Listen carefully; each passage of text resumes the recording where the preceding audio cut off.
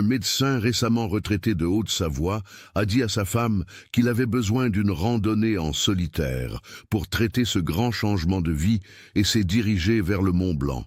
Mais il n'est jamais rentré chez lui, laissant sa femme dévouée se demander ce qui avait mal tourné. L'affaire s'est refroidie, les enquêteurs pensant qu'il avait soit mis fin à ses jours, soit subi un accident tragique. Mais 4 ans plus tard, des randonneurs explorant la nature sauvage en aval tombent sur quelque chose de choquant, coincé dans un barrage de castors, des preuves qui allaient anéantir la théorie officielle et prouver que les instincts de sa femme avaient été justes depuis le début. Qu'est-ce qui avait vraiment poussé cet homme respecté à mentir à sa femme le matin de sa disparition? Et pourquoi quelqu'un voulait-il absolument que cette vérité reste enfouie pour toujours? Avant de continuer avec cette histoire troublante, si vous appréciez les affaires mystérieuses réelles comme celle-ci, abonnez-vous à la chaîne et activez les notifications pour ne manquer aucun nouveau cas. Et dites-nous dans les commentaires de quel pays et de quelle ville nous regardez-vous. Nous sommes curieux de savoir où notre communauté est répartie dans le monde. Maintenant, découvrons comment tout a commencé. Les mains de Marie Dubois tremblaient alors qu'elle cassait des œufs dans la poêle, le soleil matinal filtrant à travers sa fenêtre de cuisine, donnant sur la silhouette lointaine du Mont Blanc. 4 ans. 4 longues années depuis que Paul l'avait embrassée au revoir ce matin-là, promettant d'être de retour pour le dîner, et avait disparu dans la nature sauvage qu'il aimait tant. L'œuf grésillait, mais son esprit était ailleurs, perdu dans la douleur familière de l'incertitude. La sonnerie stridente du téléphone la fit sursauter, lui faisant échapper la spatule. Elle jeta un coup d'œil à l'identification de l'appelant, Parc national du Mont Blanc.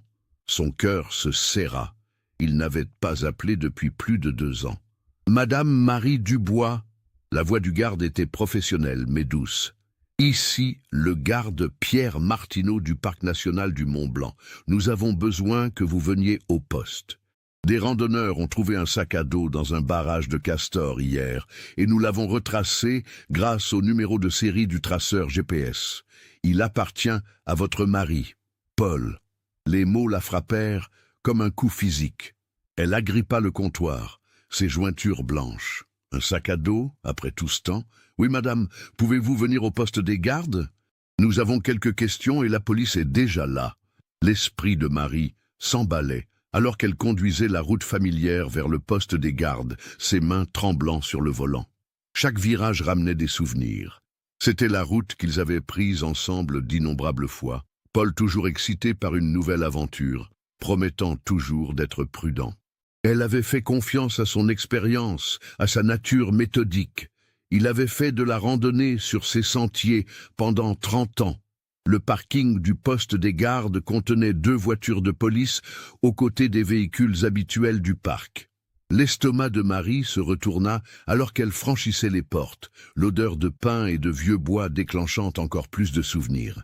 Le garde Martineau, un homme trapu dans la quarantaine, l'accueillit avec des yeux compatissants. « Madame Dubois, merci d'être venue. Voici l'inspecteur Rousseau du bureau du shérif départemental. » L'inspecteur Rousseau, une femme grande avec des cheveux grisonnants tirés en arrière sévèrement, tendit la main. « Je suis désolé que nous nous rencontrions dans ces circonstances. Veuillez vous asseoir. » Ils l'amenèrent dans une petite salle de conférence où le sac à dos de Paul, gorgé d'eau et partiellement déchiré, était posé sur la table. Le souffle de Marie se coupa. Elle le reconnut immédiatement.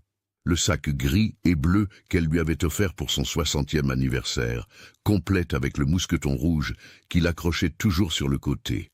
Les randonneurs l'ont trouvé coincé dans un barrage de castors à environ 12 kilomètres en aval des chutes du Dard, expliqua le garde Martineau. Il était partiellement enterré dans des branches et de la boue. Nous avons pu le retracer grâce au numéro de série de l'appareil GPS. L'inspecteur Rousseau ouvrit un dossier. Madame Dubois, nous avons récupéré la carte mémoire de l'appareil GPS. L'antenne était endommagée. C'est pourquoi nous n'avons pas pu la localiser lors de nos recherches au cours des années. Mais la carte mémoire a conservé les données d'avant que les dégâts ne se produisent. Marie se pencha en avant, l'espoir et l'appréhension se disputant dans sa poitrine. Qu'est-ce que cela a montré? Les données indiquent que votre mari est délibérément sorti du sentier ce jour-là. Le dernier signal provenait d'une zone loin de tout sentier balisé, approximativement ici. L'inspecteur pointa une carte topographique, son doigt atterrissant sur une section isolée de nature sauvage. Nous avons fouillé à nouveau ses coordonnées exactes hier et ce matin, rien trouvé. Mais Paul ne sortait jamais des sentiers, protesta Marie. Il était méticuleux concernant la sécurité. Il déposait ses plans de randonnée, restait sur les sentiers balisés. En 30 ans de randonnée, il n'a jamais dévié de son itinéraire enregistré. L'expression de l'inspecteur Rousseau resta neutre. Les données GPS sont claires. Il était à des kilomètres de là où il avait dit qu'il ferait de la randonnée. Compte tenu de ces preuves et de l'emplacement isolé, nous envisageons 2 possibilités, le suicide ou un accident. Suicide ? La voix de Marie se brisa. Paul venait de prendre sa retraite. Nous avions des projets, une croisière en Norvège, rendre visite à nos petits-enfants à Marseille. Il était excité d'avoir plus de temps ensemble. « Je comprends que ce soit difficile », dit l'inspecteur, sa voix s'adoucissant légèrement. « Mais après 4 ans, avec la faune et la décomposition naturelle, il resterait très peu de traces.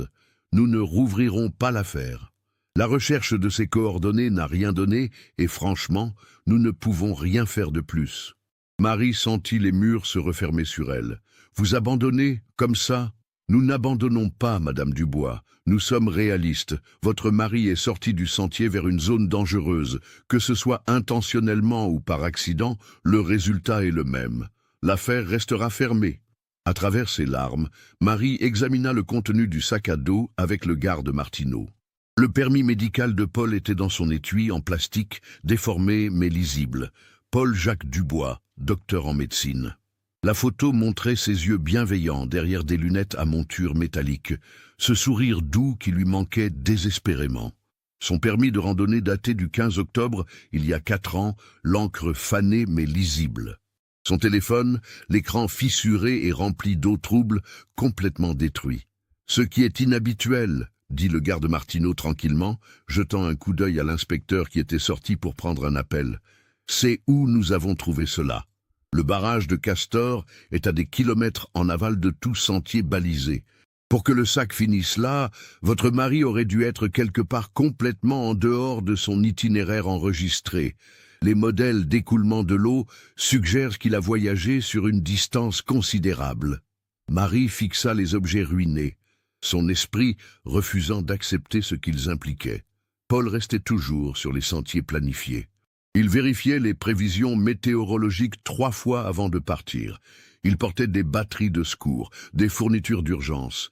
Il était méthodique concernant la sécurité. C'est ce qui faisait de lui un si bon médecin. Ça n'a pas de sens.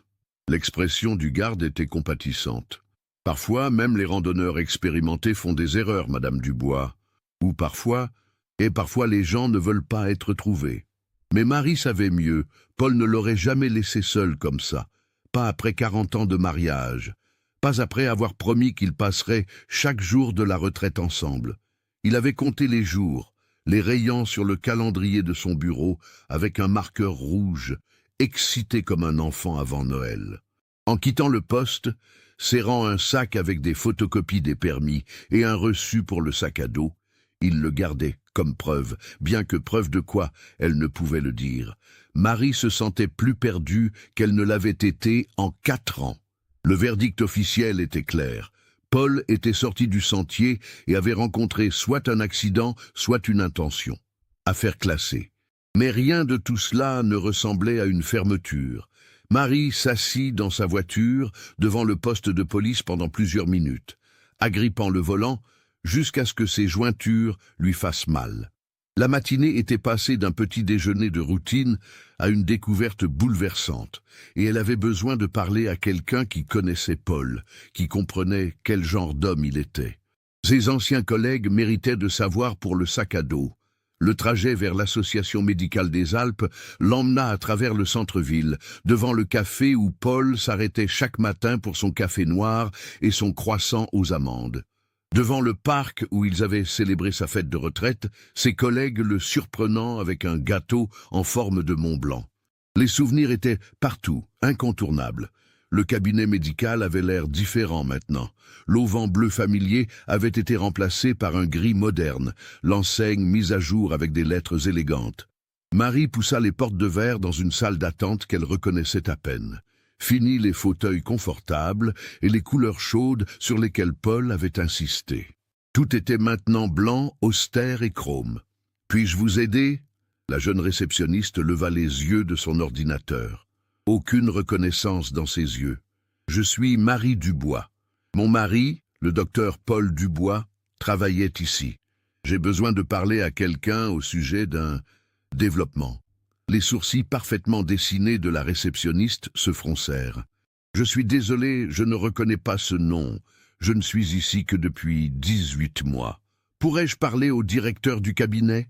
Quelques minutes plus tard, un homme à l'air harcelé dans la trentaine apparut. « Madame Dubois, je suis Alexandre Moreau, le directeur actuel du cabinet. J'ai bien peur de ne pas avoir connu votre mari. Le cabinet a été vendu il y a 2 ans et la plupart du personnel a changé. Mais Sylvie Lemoine travaille encore ici. Elle était là à l'époque du docteur Dubois. Sylvie est encore là ?» Marie ressentit une vague de soulagement. Sylvie avait été l'infirmière préférée de Paul, compétente et attentionnée, quelqu'un en qui il avait une confiance implicite. Elle est avec un patient en ce moment, mais elle devrait être libre dans environ 20 minutes. Vous pouvez attendre dans la salle de pause si vous voulez. C'est plus privé qu'ici. La salle de pause n'avait au moins pas beaucoup changé. Marie s'assit à la table ronde familière où Paul avait l'habitude de déjeuner, s'assurant toujours d'inclure tout membre du personnel qui semblait seul ou stressé. 23 minutes plus tard, Sylvie se précipita, son visage se plissant d'inquiétude, au moment où elle vit Marie. « Marie! Oh mon Dieu! Comment allez-vous » Sylvie l'embrassa chaleureusement, puis recula pour étudier son visage. « Est-ce que tout va bien? Vous avez l'air bouleversé. » Les mots de Marie se bousculèrent. Le sac à dos, les données GPS, les conclusions de la police. Sylvie écouta attentivement, son expression devenant de plus en plus troublée à chaque détail. Ils l'ont trouvé dans un barrage de castors, après tout ce temps? Sylvie s'effondra dans la chaise en face de Marie. Je n'arrive pas à y croire. Il nous manque encore tellement ici, enfin à ceux d'entre nous qui restent. La police pense qu'il est sorti du sentier délibérément. Il suggère le suicide ou qu'il s'est perdu. La voix de Marie se brisa. Mais vous connaissiez Paul. Il n'aurait jamais, confirma fermement Sylvie. Marie, votre mari aimait son travail, aimait ses patients. Sa retraite nous a tous choqués parce qu'il semblait si passionné jusqu'à la fin. Les patients l'adoraient. Madame Fournier demande encore de ses nouvelles à chaque fois qu'elle vient. Marie se pencha en avant. Le GPS l'a montré à des kilomètres de tout sentier balisé. La police pense que cela prouve qu'il voulait disparaître. Mais Paul était si prudent concernant la sécurité de la randonnée. L'expression de Sylvie changea subtilement, quelque chose scintillant dans ses yeux. Elle jeta un coup d'œil vers la porte, puis de nouveau vers Marie. Vous savez, maintenant que vous le mentionnez, Paul semblait différent cette dernière semaine. Différent comment ? Anxieux, distrait. Il vérifiait constamment son téléphone, ce qui ne lui ressemblait pas du tout. Pendant les procédures, il était encore complètement concentré. Il n'aurait jamais compromis les soins aux patients. Mais, entre les rendez-vous, il semblait inquiet. Marie sentit son pouce accélérer. A-t-il dit quelque chose? Je lui ai demandé pendant la pause déjeuner ce mercredi. Je me souviens spécifiquement parce qu'il était assis exactement où vous êtes maintenant et son sandwich était intact. Ce n'était pas comme Paul. Il mangeait toujours copieusement. La voix de Sylvie baissa. Je lui ai demandé s'il allait bien, si les nerfs de la retraite l'atteignaient. Il m'a donné ce sourire forcé et a dit qu'il avait beaucoup à conclure avant la retraite. Cela semble assez raisonnable. Ce n'était pas ce qu'il a dit, Marie. C'était comment il l'a dit. Ses mains tremblaient légèrement quand il a pris sa tasse de café. En 15 ans de travail à ses côtés à travers des chirurgies d'urgence et des diagnostics difficiles, je n'avais jamais vu les mains de Paul trembler. La salle de pause sembla soudain plus petite, les lumières fluorescentes trop vives. Y avait-il autre chose d'inhabituel cette semaine? Sylvie se leva et ferma tranquillement la porte de la salle de pause, puis retourna à son siège. Sa voix baissa à peine au-dessus d'un murmure. « C'est probablement rien, et je ne l'ai jamais mentionné à personne auparavant, mais le comportement du docteur Girard cette semaine-là était étrange. » « Girard ?» Marie se représenta le patron de Paul, grand, distingué avec des cheveux argentés et un sourire facile. Ils avaient dîné ensemble plusieurs fois au cours des années, Girard et sa femme Isabelle se joignant à eux pour des célébrations et des fêtes de vacances. Il ne laissait personne aider avec les transitions de patients de Paul. Habituellement, quand un médecin part, toute l'équipe participe pour transférer les dossiers, mettre à jour les dossiers, réassigner les patients. C'est une entreprise massive, mais Girard a insisté pour tout gérer lui-même. Peut-être voulait-il personnellement assurer la continuité des soins. Sylvie secoua la tête. C'est ce que j'ai pensé au début, mais Marie, il était ici jusqu'à minuit plusieurs nuits cette semaine-là. Je le sais, parce que j'ai oublié mes clés de voiture un soir. Et je suis revenu vers 23h. La lumière de son bureau était encore allumée, et je pouvais voir des boîtes et des boîtes de dossiers. L'étrange, c'est qu'il les a tous emportés à la maison, au lieu de les stocker dans notre salle d'archives. Marie sentit un frisson parcourir sa colonne vertébrale. Paul n'avait jamais mentionné que Girard agissait étrangement. C'est ça. Girard était parfaitement normal pendant la journée. Joyeux, solidaire, organisant cette belle fête de retraite pour Paul. Mais après les heures, Sylvie s'interrompit en secouant la tête. Je lis probablement trop dans tout ça. Le deuil nous fait chercher des explications là où il n'y en a pas. Vous avez dit que Girard a emporté les dossiers à la maison. Ont-ils jamais été retournés? Honnêtement, je ne sais pas. Au moment où j'ai pensé à demander, le cabinet avait été vendu. Girard a fait fortune sur cette vente. D'après ce que j'ai entendu, il a ouvert un nouveau cabinet beaucoup plus grand de l'autre côté de la ville. Multispécialité, équipement de pointe. Il va très bien. Marie se souvenait du cabinet modeste de Girard d'avant. Confortable, mais certainement pas luxueux. Cela semble être une expansion considérable. Il a des investisseurs maintenant, apparemment. Il y a eu un article dans le journal médical sur ses pratiques de facturation innovantes et sa gestion de cabinet. Il parle dans des conférences sur la maximisation des profits de soins de santé. Le ton de Sylvie portait une pointe de désapprobation. Très différent du Girard qui avait l'habitude de dire que les soins aux patients passaient en premier. La porte de la salle de pause s'ouvrit et Alexandre jeta un coup d'œil. « Sylvie, votre 14h est là. » Sylvie serra les mains de Marie. « Je suis si désolé pour le sac à dos. Si vous avez besoin de quoi que ce soit, n'importe quoi, appelez-moi s'il vous plaît. » Elle s'arrêta à la porte. « Marie, je sais que la police a ses théories, mais je connaissais Paul. Quoi qu'il se soit passé sur cette montagne, ce n'était pas parce qu'il voulait vous quitter. Il parlait constamment de vos projets de retraite. La croisière en Norvège, apprendre à pêcher à votre petit-fils. Il comptait les jours. Après le départ de Sylvie, Marie resta seule dans la salle de pause pendant quelques minutes de plus, traitant ce qu'elle avait appris. Paul anxieux et distrait, Girard travaillant tard en emportant des dossiers à la maison, la vente réussie du cabinet et l'expansion. Rien de tout cela ne signifiait nécessairement quelque chose, mais combiné avec les données GPS montrant Paul loin du sentier, elle pensa à tous ces dîners avec Girard et Isabelle, les rires faciles, les histoires de guerre de l'école de médecine. Girard avait prononcé un bel éloge aux funérailles commémoratives de Paul, parlant d'intégrité et de dévouement. Il avait tenu Marie pendant qu'elle pleurait, promis d'aider de toute façon possible. Mais maintenant, les mots de Sylvie résonnaient, très inhabituel pour un patron de faire le travail de base. Qu'était-il arrivé dans la dernière semaine de Paul? Qu'est-ce qui avait fait trembler ses mains stables?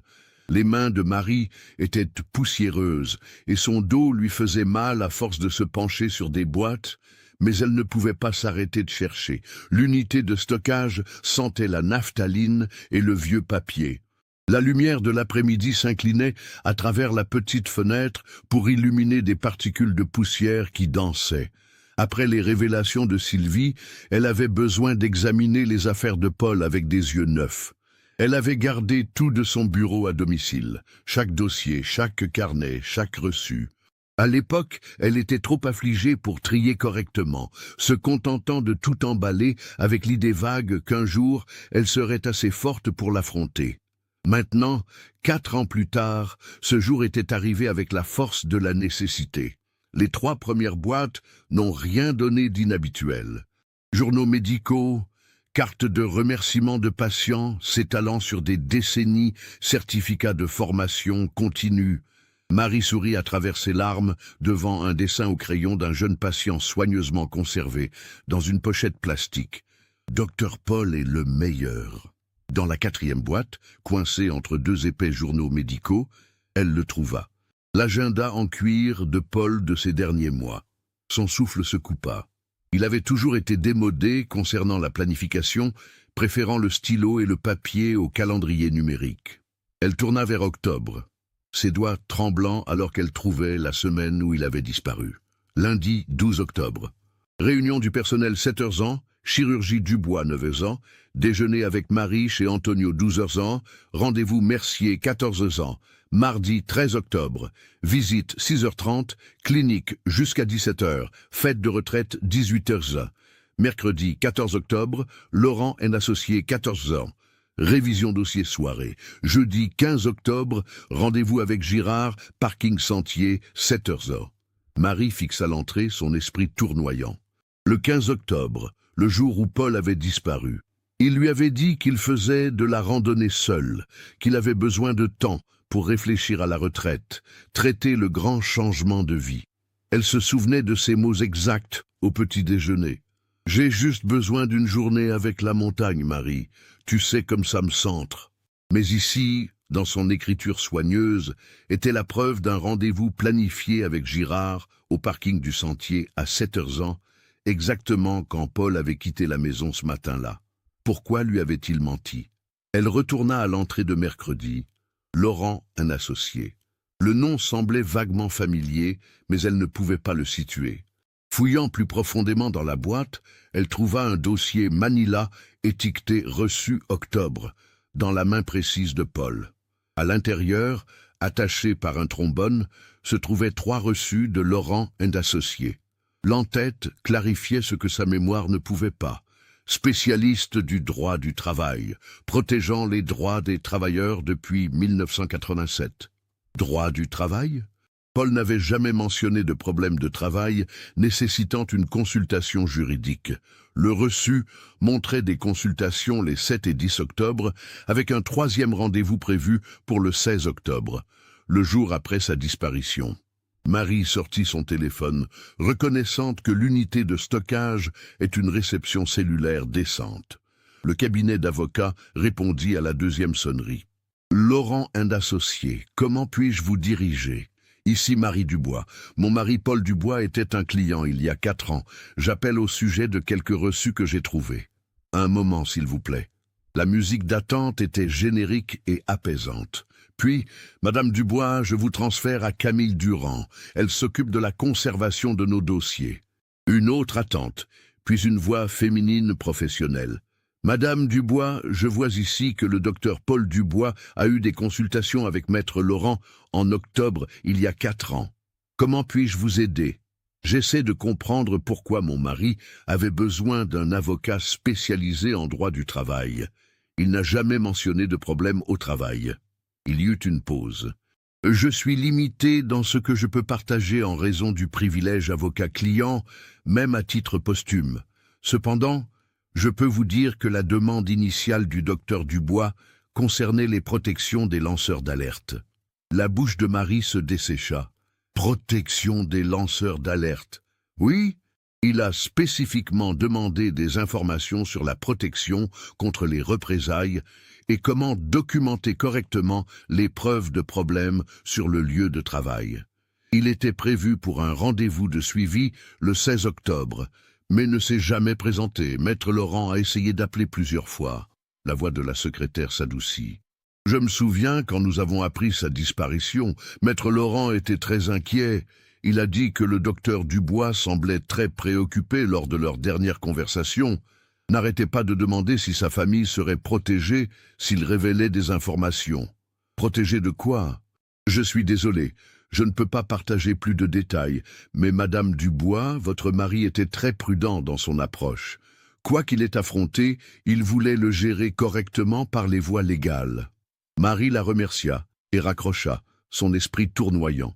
Protection des lanceurs d'alerte, documentation de preuves, protection contre les représailles et un rendez-vous avec Girard le matin où il avait disparu, un rendez-vous qu'il lui avait caché.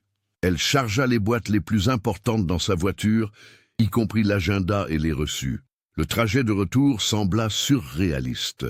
Son quartier résidentiel avait exactement la même apparence que ce matin. Pourtant, tout avait changé. Paul n'était pas juste parti en randonnée.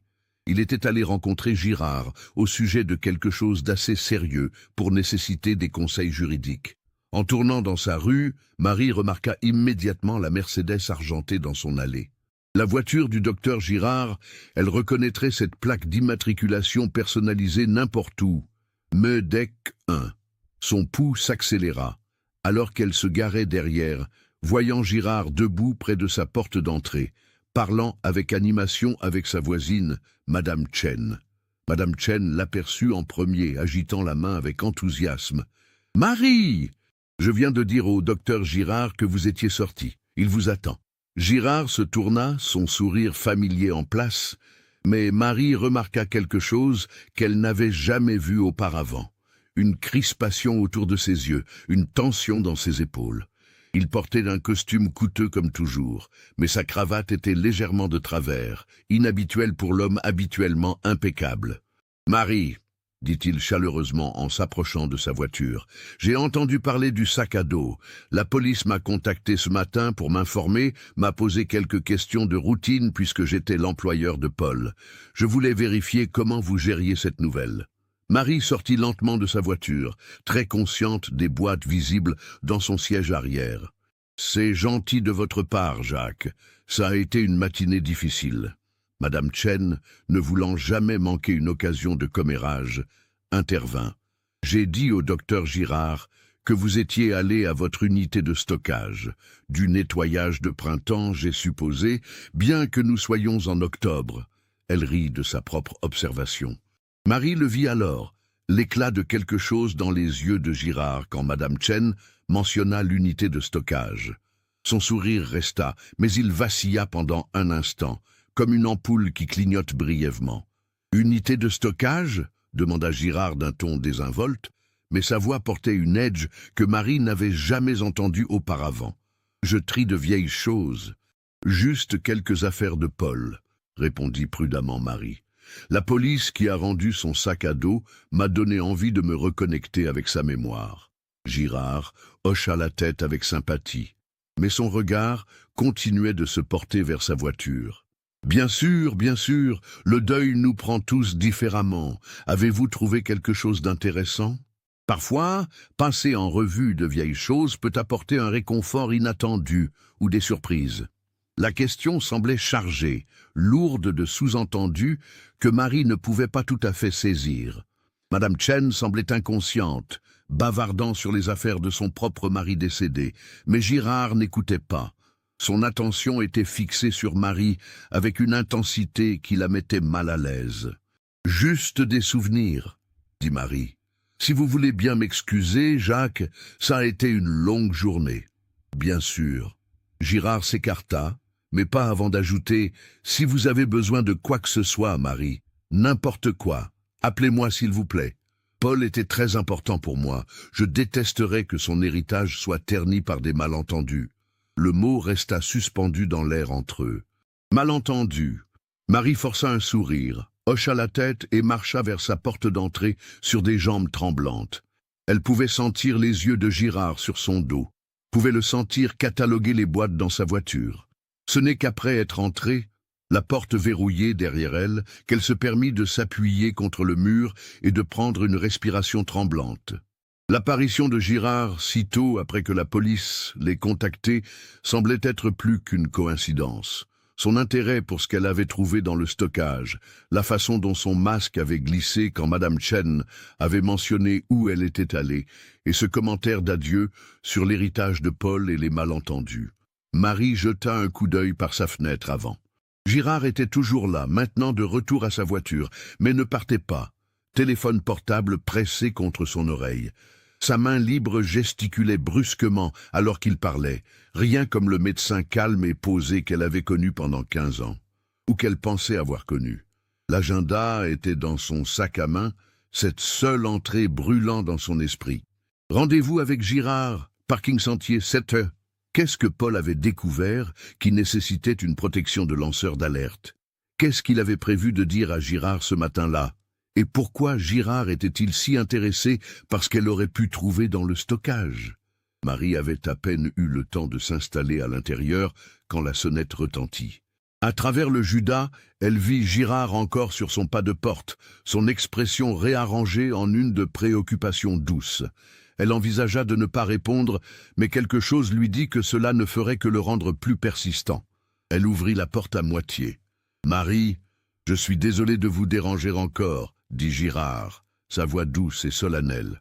J'étais sur le point de partir quand j'ai réalisé à quel point j'ai dû paraître abrupte. Cette nouvelle sur le sac à dos de Paul m'a aussi secoué. Je me demandais si vous aimeriez prendre un café. Parfois, ça aide de parler avec quelqu'un qui l'a bien connu, qui comprend quel homme spécial il était. Chaque instinct criait prudence, mais Marie reconnaissait aussi une opportunité. Si Girard était impliqué dans ce qui avait troublé Paul, peut-être pourrait-elle apprendre quelque chose. « Je suppose qu'une tasse de café serait agréable, » dit-elle prudemment. « Merveilleux. Que diriez-vous du café de la place sur la rue principale?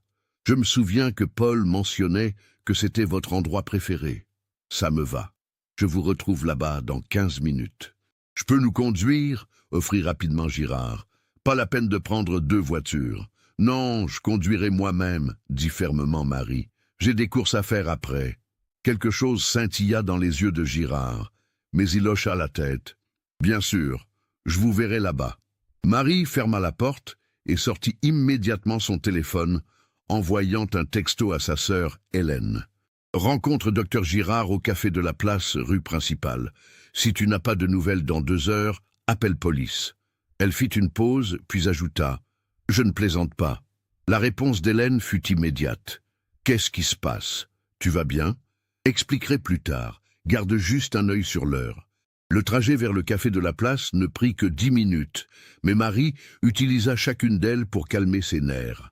Elle se gara où sa voiture était visible depuis la fenêtre et choisit une table dans la zone principale animée.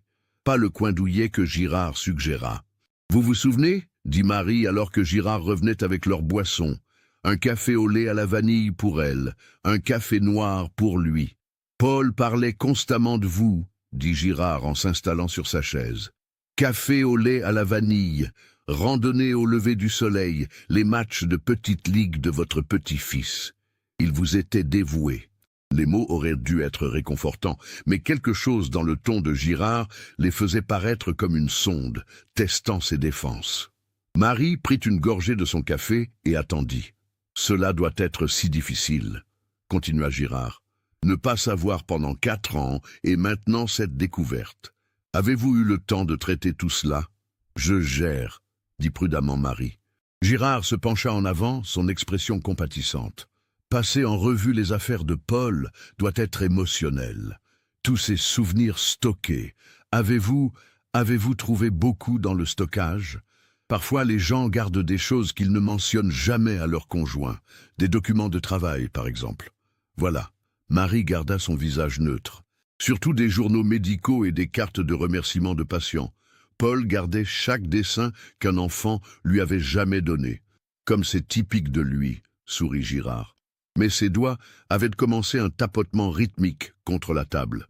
Pas de dossier de travail? Il était toujours si méticuleux concernant la documentation. J'aurais imaginé qu'il gardait des copies de la paperasserie importante. Juste l'habituel, dit vaguement Marie. Pourquoi demandez-vous? Oh, aucune raison particulière. C'est juste que quand la police a appelé ce matin, ils ont demandé si Paul avait emporté des dossiers de patients à la maison. Violation IPA, vous comprenez. Je leur ai assuré que Paul ne ferait jamais une telle chose, mais je voulais m'assurer pour sa réputation. Marie remarqua la légère lueur de transpiration sur le front de Girard, malgré la température fraîche du café. La police a demandé des dossiers de patients?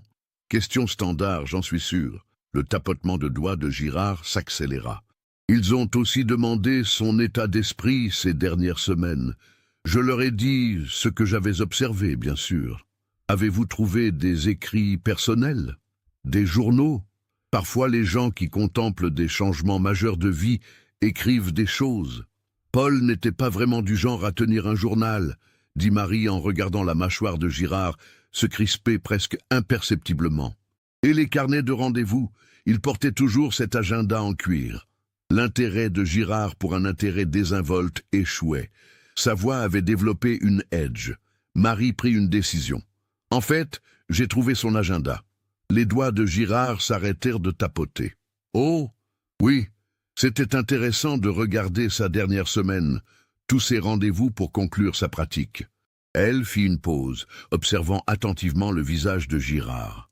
Il y avait une entrée le 15 octobre qui m'a confondu. Le 15 octobre. La voix de Girard était stable, mais ses jointures avaient blanchi là où il serrait sa tasse de café.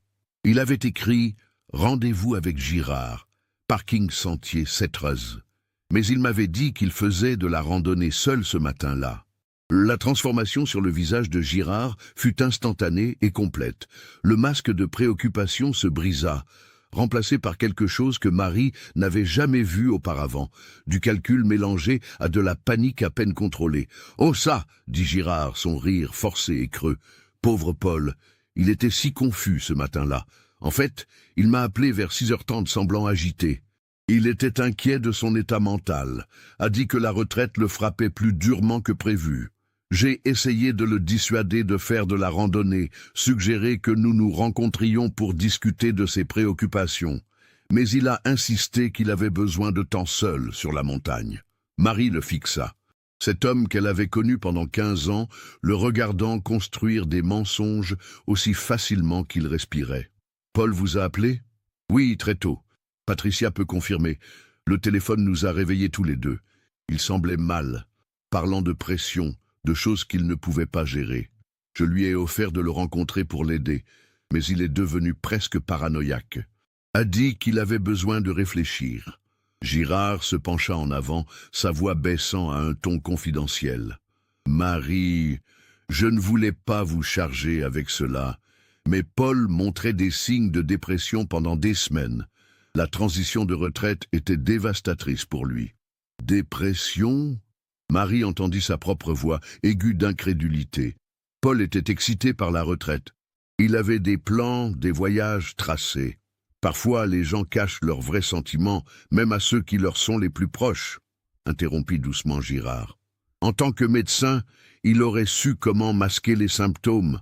Cette confusion sur notre rendez-vous, l'écrire alors que c'était juste un appel téléphonique. C'est typique de quelqu'un sous stress sévère. Mais Marie savait mieux. Elle avait vu cette entrée d'agenda. L'écriture de Paul était ferme, précise, exactement comme elle l'avait toujours été. Aucune confusion, aucune lettre tremblante d'un homme en détresse. Et Paul ne lui avait jamais menti, pas une fois en 40 ans. S'il avait parlé à Girard ce matin-là, il l'aurait mentionné. « Je devrais y aller », dit Marie en se levant abruptement. Girard se leva aussi, rapidement, sa tasse de café cliquetant contre la soucoupe. « Marie, attendez. Si vous avez trouvé autre chose, des documents qui pourraient être mal interprétés, j'espère que vous me le ferez savoir.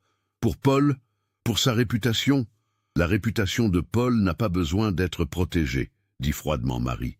Excusez-moi. » Elle sortit régulièrement, mais elle pouvait sentir les yeux de Girard la percer dans le dos. Dans sa vision périphérique, elle capta le reflet de son reflet dans la fenêtre, debout, figé près de leur table, sa tasse de café tremblant visiblement dans sa main.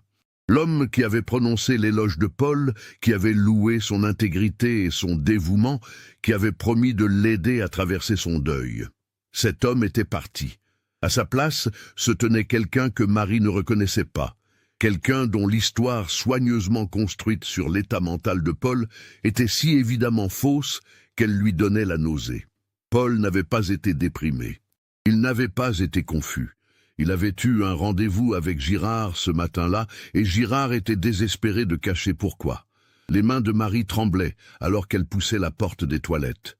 La normalité du café, le sifflement de la machine à expresso, le bavardage des clients, semblaient surréalistes contre le martèlement de son cœur. Elle s'enferma dans la stalle la plus éloignée et sortit son téléphone, composant le 911 avec des doigts tremblants. 911, quelle est votre urgence? Marie garda sa voix à un murmure.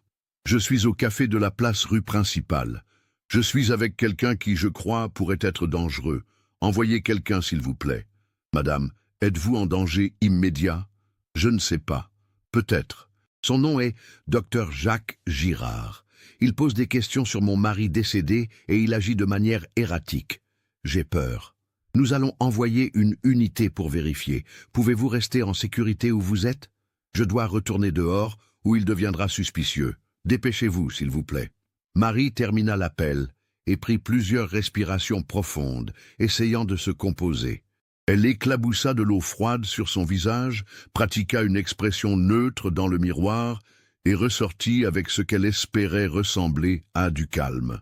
La vue qui l'accueillit lui donna l'estomac qui chuta. Girard avait bougé de son côté de la table vers son côté de la banquette, bloquant sa sortie. Son café était abandonné de l'autre côté de la table. « Vous voilà, dit-il, son sourire n'atteignant pas ses yeux. Je commençais à m'inquiéter. » Marie se força à glisser dans la banquette, pressée contre le mur. « Désolé, je me sens juste un peu dépassé par tout aujourd'hui. » Compréhensible.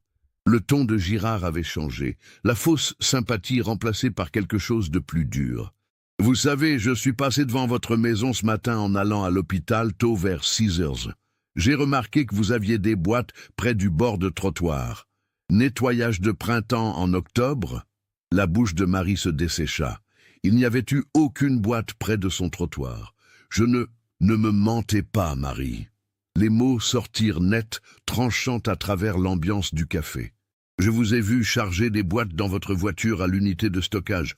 Madame Chen était assez bavarde sur vos activités. »« Je devrais partir, » dit Marie, essayant de glisser devant lui. Girard ne bougea pas. « Qu'avez-vous trouvé ?»« Rien, juste des souvenirs comme je l'ai dit. » La voix de Marie sortit plus aiguë que prévu. « Paul gardait des copies de tout, n'est-ce pas ? Toujours si minutieux, si moralisateur. » Les derniers mots sortirent comme un sifflement. Marie poussa plus fort contre lui. « J'ai besoin de partir. Ma sœur m'attend. » Pendant un moment, Girard ne bougea pas. Puis, lentement, il se leva. « Bien sûr. Laissez-moi vous accompagner à votre voiture. » Ce n'était pas une demande. La main de Girard était sur son coude, sa prise ferme alors qu'il la guidait vers la sortie. Marie scanna le café désespérément, espérant attirer l'attention de quelqu'un. Mais tout le monde était absorbé dans ses propres conversations, ses propres vies. L'air d'octobre frappa son visage alors qu'ils sortirent, et avec lui vint un nouveau niveau de peur.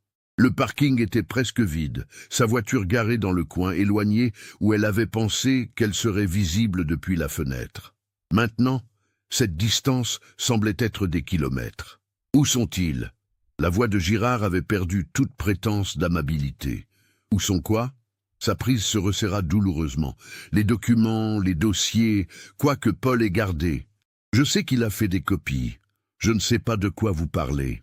Girard la fit tourner, la claquant contre sa voiture. Ne jouez pas à la stupide avec moi. Paul allait tout ruiner avec son attitude moralisatrice. 40 ans de construction d'une pratique, de création d'emplois, d'aide aux gens, et il voulait tout détruire à cause de quelques chiffres sur une feuille de calcul. « Jacques, vous me faites mal. Où sont les dossiers ?» Il la secoua, son visage à centimètres du sien. « Les avez-vous donnés à la police? Au FBI? Qui d'autre sait ?» Marie essaya de se dégager, mais Girard était plus fort que ne le suggéraient ses cheveux argentés. « Lâchez-moi. Les gens nous ont vus partir ensemble. Si quelque chose m'arrive, c'est alors qu'elle vit l'arme. » Girard la sortit de l'intérieur de sa veste dans un mouvement fluide, la pressant contre ses côtes. Le métal était froid à travers son pull fin. « Montez dans ma voiture. Jacques, s'il vous plaît, montez dans la voiture. » Il la poussa vers sa Mercedes, l'arme cachée entre leurs corps, mais indéniablement là. « Bougez !» Les jambes de Marie étaient comme de l'eau. « Vous n'avez pas besoin de faire ça. Quoi qu'il soit arrivé avec Paul, taisez-vous. » Girard ouvrit la porte passager en utilisant son corps pour protéger l'arme de tout témoin potentiel. « Montez ou je vous tire dessus ici même. » Marie regarda autour d'elle désespérément. Les fenêtres du café reflétaient le soleil de l'après-midi, impossible de voir à travers. Une femme passa sur le trottoir, absorbée par son téléphone. Personne ne venait à l'aide. « S'il vous plaît » murmura-t-elle alors que Girard la poussait sur le siège. « J'ai des petits-enfants. Vous auriez dû y penser avant de commencer à fouiller. » Girard claqua la porte et se dirigea rapidement vers le côté conducteur, l'arme maintenant pointée sur elle à travers la console centrale. « Mains où je peux les voir. » Marie plaça ses mains tremblantes sur ses genoux alors que Girard démarrait le moteur et sortait du parking. Il conduisait d'une main, l'arme stable dans l'autre. « Vous auriez dû rester en dehors de ça, » dit-il, sa voix étrangement calme maintenant. Auriez dû juste accepter que Paul s'était suicidé comme tout le monde l'a fait. 4 ans de paix, et vous avez dû la ruiner. Vous l'avez tué. Sortirent les mots comme un murmure, mais Girard les entendit. Paul s'est tué au moment où il a décidé d'être un héros. Savez-vous combien de personnes dépendaient de ma pratique? Pas seulement les employés, leurs familles, les frais de scolarité de leurs enfants, leurs hypothèques. Un médecin moralisateur allait ruiner la vie de dizaines de personnes.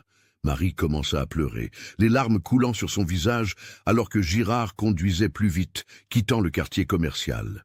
Les rues familières cédèrent la place au quartier résidentiel, puis aux routes rurales qui menaient vers le Mont-Blanc. « Il a trouvé des irrégularités, n'est-ce pas ?» dit Marie à travers ses larmes. Dans la facturation, le rire de Girard était amer. Irrégularité, un mot si clinique pour cela. Robert ne pouvait pas comprendre que parfois vous devez travailler le système pour maintenir une pratique à flot. Les compagnies d'assurance refusent des réclamations légitimes pendant que leurs dirigeants s'enrichissent. Je ne faisais que niveler le terrain de jeu, en commettant une fraude. En survivant, les jointures de Girard blanchirent sur le volant. Mais Saint-Paul ne pouvait pas voir les zones grises. Tout était noir et blanc pour lui. Il allait me signaler, détruire tout ce que j'avais construit, m'envoyer en prison. Pourquoi? Pour m'être assuré que mes gens pouvaient nourrir leur famille. Les arbres devinrent plus denses, alors qu'ils roulaient, le soleil de l'après-midi filtrant à travers la canopée. Marie reconnut la zone. C'était la route vers le centre des visiteurs aiguilles du Midi.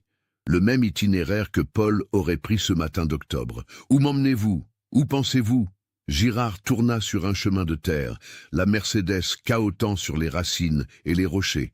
Votre mari aimait faire de la randonnée, pensait que la montagne lui donnait de la clarté. Voyons si elle fait la même chose pour vous. 20 minutes de silence terrifiant passèrent, brisées seulement par les prières silencieuses de Marie et le bruit du gravier sous les pneus. Finalement, Girard se gara dans une petite clairière et éteignit le moteur. « Sortez !» Les jambes de Marie faillirent céder alors qu'elle se levait. La forêt était silencieuse, paisible même, des oiseaux appelant dans la distance. Il semblait impossible qu'elle soit sur le point de mourir dans un endroit si beau. Marchez. Girard fit un geste avec l'arme vers un sentier étroit menant dans les arbres. Nous allons faire une petite randonnée, juste comme Paul l'a fait. Ils vous trouveront, dit Marie, se surprenant elle-même par la fermeté de sa voix malgré la peur. La police sait que j'étais avec vous. Ma sœur le sait. Votre sœur sait que vous avez pris un café avec un vieil ami. La police trouvera votre voiture au café et supposera que vous êtes parti vous promener pour vous éclaircir les idées. Le deuil fait des choses étranges aux gens. Parfois ils suivent leurs proches. Il la poussa en avant sur le sentier, l'arme pressée contre son dos. « Avancez, nous avons de la marche à faire !» Le sol de la forêt était inégal, couvert de branches tombées et de racines exposées qui accrochaient les pieds de Marie. Girard la poussait en avant impitoyablement, le canon de l'arme, une pression constante contre sa colonne vertébrale. Sa respiration venait en halètements courts, tant par l'effort que par la peur. « Continuez à avancer », commanda Girard, sa propre respiration lourde. « N'essayez même pas de courir. Vous ne feriez pas 5 mètres. » Marie trébucha sur une racine épaisse, se rattrapant contre un arbre couvert de mousse. L'écorce était rugueuse sous ses paumes, réelle et solide, d'une manière qui rendait ce cauchemar impossiblement concret. Combien de fois Robert avait-il touché ces mêmes arbres, marché sur ces mêmes sentiers? Ils avaient peut-être parcouru 50 mètres dans les bois quand la première sirène hurla dans la distance. Girard se figea, sa tête se retournant comme un cerf effrayé. « Non », marmonna-t-il. « Non, non, non !» Plus de sirènes se joignirent à la première, devenant plus fortes, plus proches. Marie sentit une poussée d'espoir qui mourut rapidement quand la main de Girard se referma autour de son bras. « Vous les avez appelés ?» Sa voix était plate, incrédule. « Au café, vous avez appelé la police. » Les sirènes hurlaient maintenant. Plusieurs véhicules, d'après le son. À travers les arbres, Marie pouvait voir des éclats de lumière rouge et bleue. « Merde !» Girard la tira brutalement contre lui, la faisant tourner pour faire face à la direction d'où il venait. Son bras entoura son cou, l'arme pressée contre sa tempe. Ce n'était pas censé arriver. Les bruits de portières de voitures qui claquent résonnèrent à travers la forêt. Des voix criant des ordres, le bruissement de mouvements à travers les sous-bois. Ils encerclaient la zone. « Docteur Girard !» Une voix familière retentit à travers un mégaphone. L'inspecteur Rousseau de ce matin. « C'est la police. Nous avons la zone encerclée. Laissez Madame Dubois partir et sortez avec vos mains visibles. » Girard recula contre un grand sapin de Douglas, utilisant son tronc comme couverture tout en gardant Marie fermement devant lui. Elle pouvait le sentir trembler contre son dos, son bras se resserrant autour de sa gorge. « Reculez !» cria-t-il. « Tout le monde recule ou je la tue. Je le jure, je le ferai. » Docteur Girard, personne n'a besoin d'être blessé ici. La voix amplifiée de l'inspecteur Rousseau portait clairement à travers les arbres. « Parlons de ça. Laissez Charlotte partir et nous pourrons arranger quelque chose. » « Il n'y a rien à arranger. » La voix de Girard se brisa. « Vous ne comprenez pas. Paul allait tout détruire, tout ce que j'ai construit. » Marie pouvait voir des agents prendre position derrière les arbres, armes tirées mais pointées vers le bas. Ils étaient prudents, professionnels.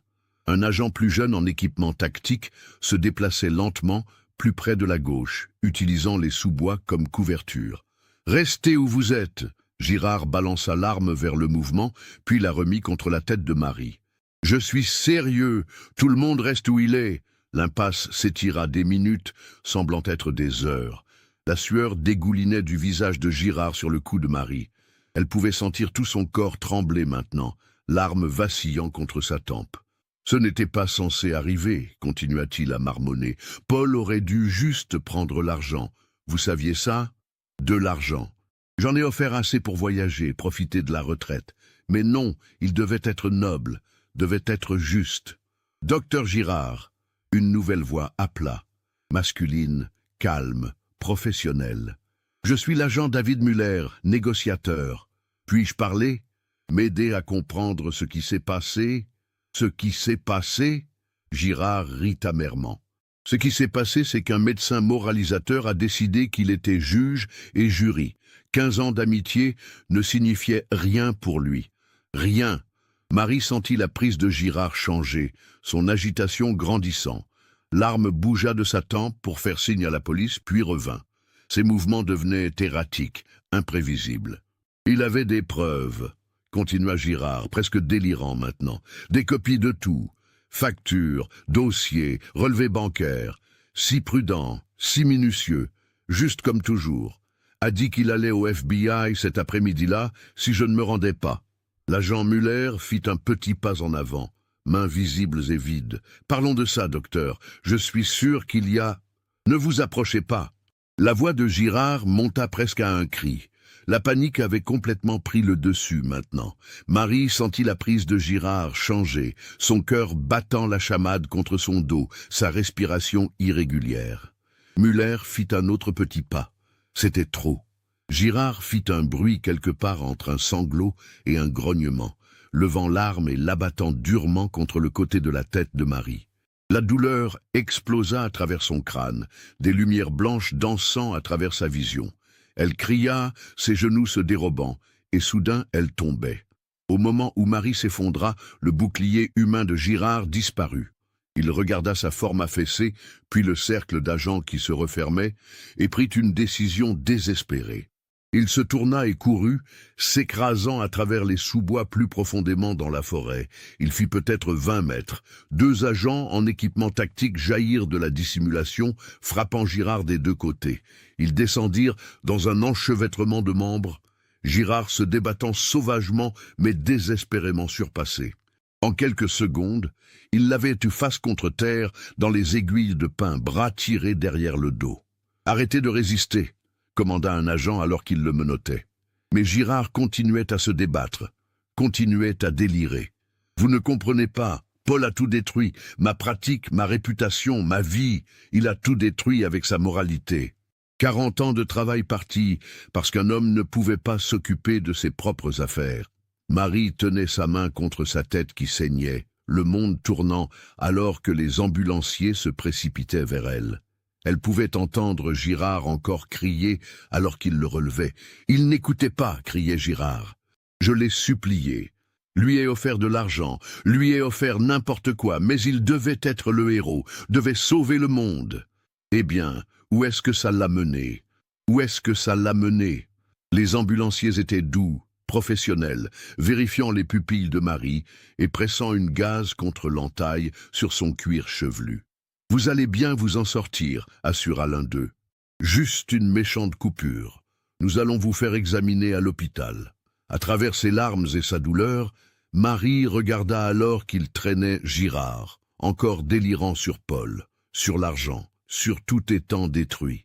Le médecin distingué qu'elle avait connu pendant 15 ans était parti, remplacé par cet étranger aux yeux sauvages, couvert de débris forestiers, crachant des accusations contre un homme mort. L'inspecteur Rousseau s'agenouilla à côté d'elle, alors que les ambulanciers travaillaient. « Vous avez bien fait, Madame Dubois. Cet appel au 911 vous a sauvé la vie. » Marie hocha la tête faiblement, puis grimaça à la douleur que cela causa. Autour d'eux, la forêt était pleine d'activité. Radio des agents qui crépitaient, preuve étant marquée. Le sentier paisible était devenu une scène de crime. Mais Marie était vivante.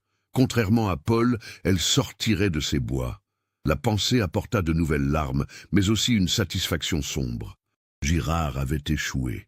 Quels que soient les secrets que Paul était mort en protégeant, les tentatives de Girard de les enterrer avaient échoué. La justice, retardée de 4 ans, arrivait enfin. Les lumières fluorescentes de la salle d'interrogatoire du poste de police aggravaient le mal de tête de Marie, mais elle refusait d'aller à l'hôpital jusqu'à ce qu'elle ait donné sa déclaration. Un pansement papillon maintenait fermée la coupure sur sa tête, les ambulanciers l'assurant qu'elle n'aurait pas besoin de point de suture. L'inspecteur Rousseau était assis en face d'elle, un enregistreur numérique entre elles, tandis qu'un agent plus jeune prenait des notes. « Prenez votre temps, Madame Dubois, » dit doucement Rousseau. « Commencez où vous vous sentez à l'aise. » Marie commença par la découverte matinale du sac à dos, progressa à travers les révélations de Sylvie au cabinet médical, les trouvailles de l'unité de stockage et finalement le comportement de plus en plus erratique de Girard. Sa voix trembla quand elle décrivit l'arme, la conduite dans la forêt, la certitude qu'elle était sur le point de mourir où Paul était mort. Il n'arrêtait pas de dire que Paul aurait dû prendre l'argent, dit Marie, que Paul allait tout détruire. Rousseau hocha la tête. Docteur Girard est en salle d'interrogatoire 2. Aimeriez-vous faire une pause? Non. J'ai besoin de savoir ce qui est arrivé à mon mari. Un coup à la porte les interrompit. Un autre inspecteur se pencha, murmura quelque chose à Rousseau qui fit lever ses sourcils. Madame Dubois, dit prudemment Rousseau, l'histoire de Girard s'effondre rapidement. Confronté aux preuves de l'agenda et à votre déclaration, il est... Eh bien, il parle beaucoup. Les mains de Marie se serrèrent sur ses genoux. Qu'est-ce qu'il dit? Je vais avoir la dernière mise à jour. L'agent Williams restera avec vous. Rousseau partit, revenant 15 minutes plus tard avec une expression sombre et un épais dossier. « Girard s'est complètement effondré, dit-elle en se rasseyant. Il a avoué le meurtre de Paul. Le mot frappa Marie comme un coup physique. Meurtre. Pas disparu, pas suicide, pas accident. Meurtre. » Rousseau ouvrit le dossier. Selon Girard, lui et 2 complices, des hommes qui travaillaient dans sa pratique pour faire ce qu'il appelle des boulots officieux, ont rencontré Paul au parking du Sentier ce matin-là. Ils ont dit à Paul qu'ils voulaient discuter d'une résolution à leur, je cite, « malentendu ». Ils disaient qu'ils pouvaient arranger les choses en privé. Paul les a crus. Apparemment, il était méfiant mais disposé à écouter. Girard l'a convaincu qu'ils avaient juste besoin de parler loin d'éventuelles oreilles indiscrètes. Marie ferma les yeux, imaginant Paul randonnant avec ses hommes, espérant probablement encore une résolution pacifique. Il avait toujours cru en la meilleure nature des gens. Ils l'ont suivi sur le sentier pendant environ 1 heure, l'emmenant loin de tout témoin, continua Rousseau. Ils se sont arrêtés à un point de vue isolé. Girard a fait une dernière tentative pour acheter le silence de Paul. Quand Paul a refusé et dit qu'il allait au FBI cet après-midi-là même, Girard prétend qu'un de ses complices a poussé Paul. Mais étant donné le pattern de mensonges de Girard, nous soupçonnons qu'il a donné l'ordre ou l'a fait lui-même. Comment? Le mot sortit comme un murmure. C'était une chute de 60 mètres sur des rochers. La mort aurait été instantanée. La voix de Rousseau s'adoucit. Il n'aurait pas souffert, Madame Dubois. Marie hocha la tête, incapable de parler. Rousseau lui donna un moment avant de continuer. Girard et ses complices ont fait en sorte que ça ressemble à Paul étant sorti du sentier tout seul. Ils ont endommagé l'appareil GPS pour empêcher le suivi, ont jeté le sac à dos dans la rivière. Ils pensaient qu'il ne serait jamais trouvé. Mais pourquoi? Marie réussit finalement. Pourquoi valait-il la peine de tuer? Rousseau sortit un autre document. C'est là que ça devient compliqué. Girard a admis une fraude à l'assurance étendue sur les 15 dernières années. Il facturait pour des procédures jamais effectuées, parfois sur des patients qui étaient morts des mois plus tôt. Les dossiers électroniques étaient altérés pour montrer des traitements qui n'avaient jamais eu lieu. Sylvie a mentionné qu'il ne laissait personne aider avec les transitions de patients, dit lentement Marie. Il a pris tous les dossiers à la maison. Il couvrait ses traces. Mais ce n'est pas tout. L'expression de Rousseau s'assombrit. Girard était aussi impliqué dans un trafic d'organes illégal. Il acceptait de l'argent du marché noir pour des transplantations d'organes, utilisant sa pratique légitime comme façade. Il avait des connexions dans les grandes villes, tout un réseau de corruption. Marie se sentit malade. L'homme qui avait prononcé l'éloge de Paul, qui avait loué son intégrité, dirigeait une entreprise criminelle derrière le masque d'un guérisseur. Paul a découvert des irrégularités pendant ces dernières semaines, expliqua Rousseau. Girard est devenu négligent, ou peut-être que Paul était juste si minutieux. Dossiers financiers qui ne correspondaient pas, dossiers de patients qui ne correspondaient pas à la facturation, dépôts inhabituels. Paul a commencé à enquêter tranquillement, rassemblant des preuves. « L'avocat » dit soudain Marie. Il consultait sur les protections des lanceurs d'alerte. Paul construisait un dossier. Girard l'a découvert, il ne dira pas comment, et a essayé de l'acheter. Quand cela a échoué, il a essayé les menaces. Paul n'a pas cédé. Un agent frappa et entra, parlant tranquillement à Rousseau. Marie regarda le visage de l'inspecteur changer. Un mélange de satisfaction et de tristesse. « Madame Dubois, » dit doucement Rousseau, « basé sur les aveux de Girard sur l'emplacement exact, nous avons envoyé un hélicoptère à la zone de la falaise. Ils ont trouvé des restes. » La vision de Marie se troubla de larmes. 4 ans de ne pas savoir. Et maintenant, les restes sont coincés entre des rochers dans un ravin. Les équipes de récupération travaillent pour le ramener à la maison. Je dois vous préparer. Après 4 ans d'exposition aux intempéries et à la faune, l'identification nécessitera des tests ADN et une grande partie... Beaucoup manque. Marie hocha la tête, les larmes coulant librement maintenant. Mais je peux l'enterrer. Je peux lui faire des funérailles appropriées. Oui, dit doucement Rousseau. Vous le pouvez. Marie essuya ses yeux. Qu'en est-il des complices de Girard? Il donne des noms, essayant d'obtenir un accord. 2 hommes qui travaillaient à l'entretien de sa pratique faisaient son sale boulot. Nous avons des unités qui les arrêtent maintenant. Le FBI s'implique étant donné la nature interétatique du trafic d'organes. C'est gros, Madame Dubois.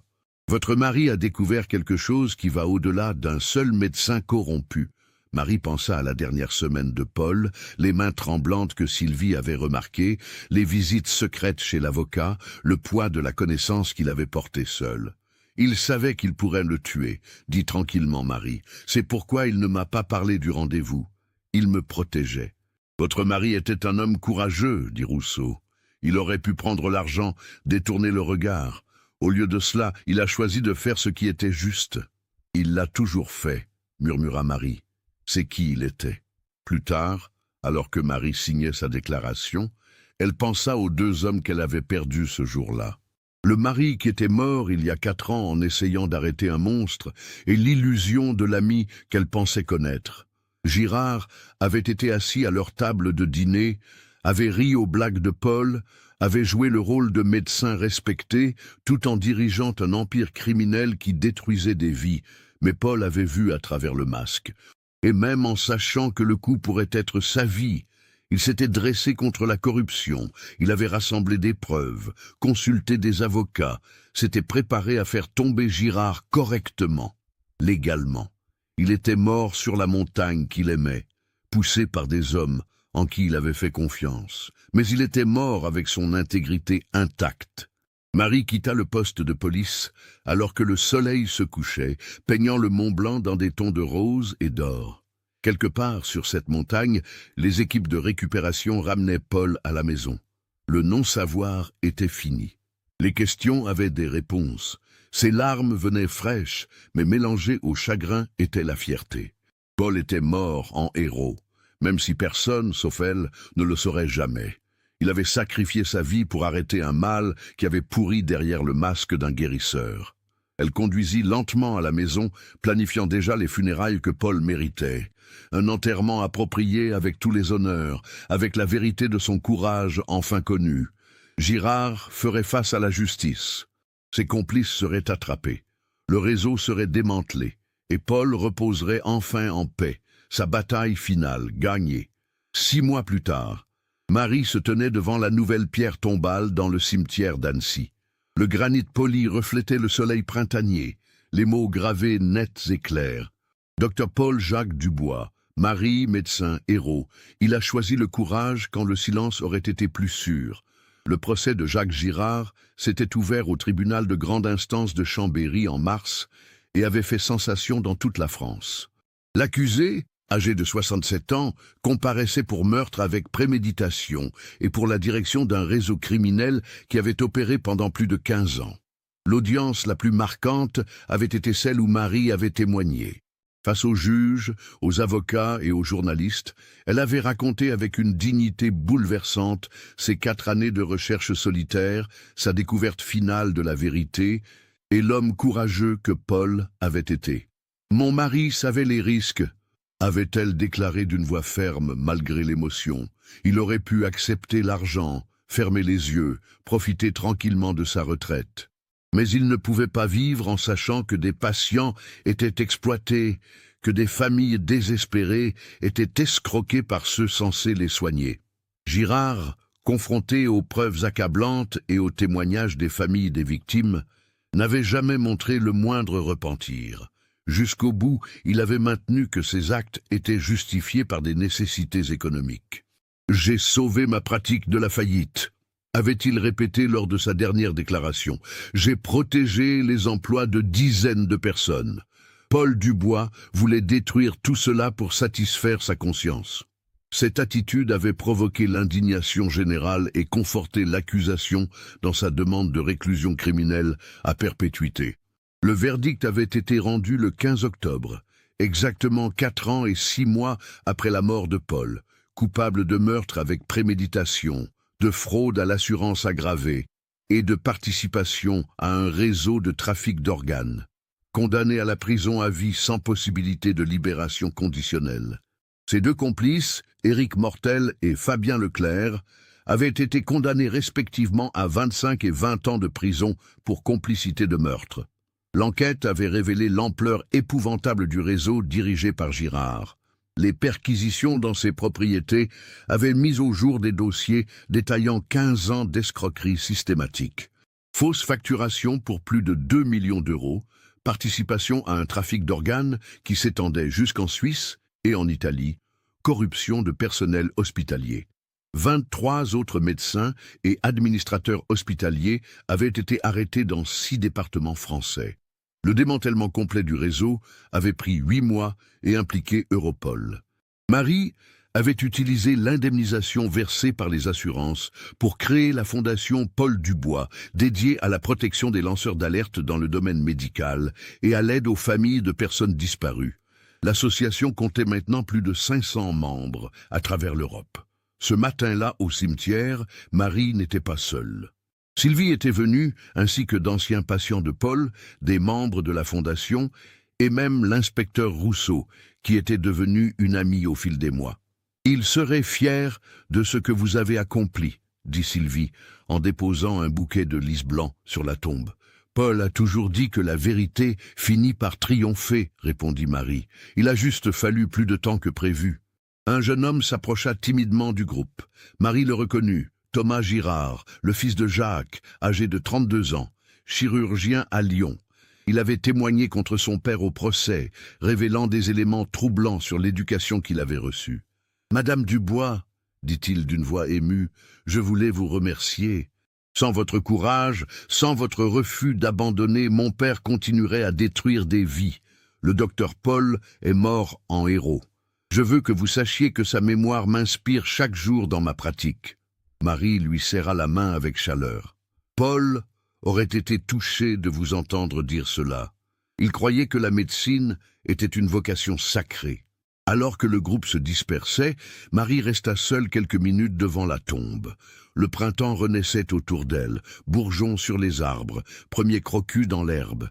La vie continuait, mais d'une manière différente maintenant. Les cauchemars s'étaient enfin arrêtés, les questions avaient trouvé leur réponse.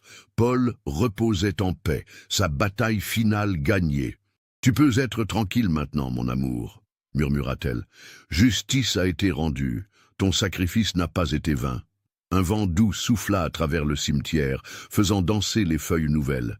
Quelque part au loin, elle entendit le rire d'enfants dans un parc. La vie, belle et fragile, continuait. Marie Dubois avait passé 4 ans et demi à chercher la vérité sur la disparition de son mari.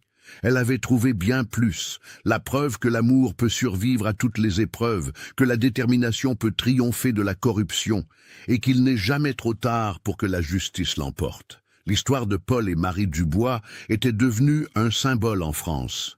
Celui de la vigilance citoyenne face aux abus de pouvoir, de la nécessité de protéger ceux qui osent dénoncer la corruption et de la force extraordinaire que peut avoir une personne ordinaire refusant d'accepter l'injustice.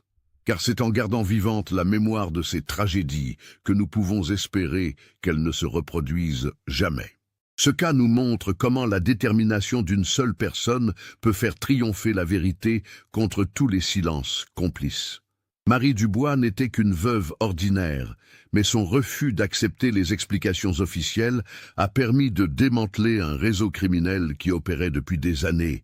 Qu'est-ce qui vous frappe le plus dans cette histoire?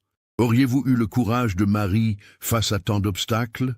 Partagez vos réflexions dans les commentaires. Si vous avez apprécié cette enquête approfondie sur un cas français méconnu, n'oubliez pas de vous abonner à la chaîne et d'activer les notifications. Laissez votre like si cette histoire vous a marqué et partagez-la avec quelqu'un qui s'intéresserait aussi à ce type d'affaires.